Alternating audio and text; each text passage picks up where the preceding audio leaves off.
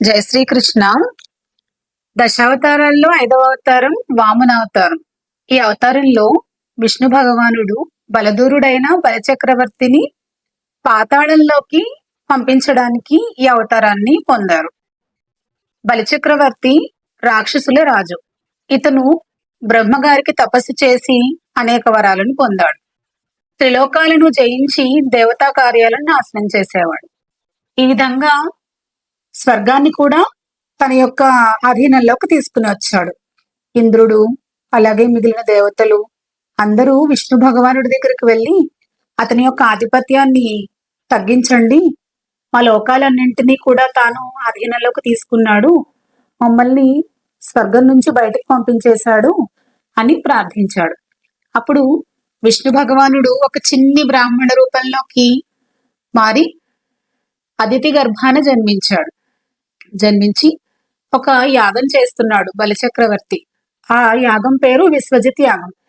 ఈ యాగంలో ఒక బ్రాహ్మణ రూపంలో వచ్చి, రాజా, నాకు 3 అడుగుల నేల కావాలి అని అడిగాడు. నీవు అడిగితే నేను దేన్నైనా దానంగా ఇస్తాను, రత్నాలని వజ్రాలని, దేన్ని అడిగితే దాన్నే ఇవ్వగలను, నువ్వేంటి 3 అడుగుల నేల అడుగుతున్నావు అని అడిగాడు.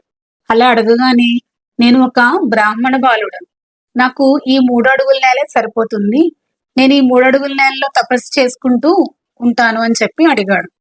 ఆ పిల్లవాడు ముద్దుమోముకి బలిచక్రవర్తి ముగ్ధుడైపోయి తప్పకుండా ఇస్తాను అని చెప్పి 3 అడుగుల నేల ఇచ్చాడు.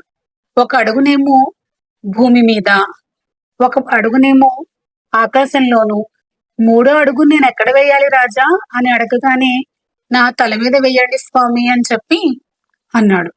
అప్పటికే శుక్రాచార్యుడు ఈ బ్రాహ్మణ బాలుడు రాగానే, వచ్చింది శ్రీ మహావిష్ణువు, నిన్ను పరాజితుని చేయడానికి వచ్చాడని వారిస్తూనే ఉన్నాడు. కానీ బలిచక్రవర్తి మాట ఇచ్చాడు కదా, మాటను ఎలా వెనక్కి తీసుకుంటాడు?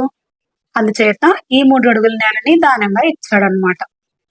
దానంగా ఇచ్చిన తర్వాత బలిచక్రవర్తిని వామనమూర్తి పాతాళంలోకి పంపించేశాడు.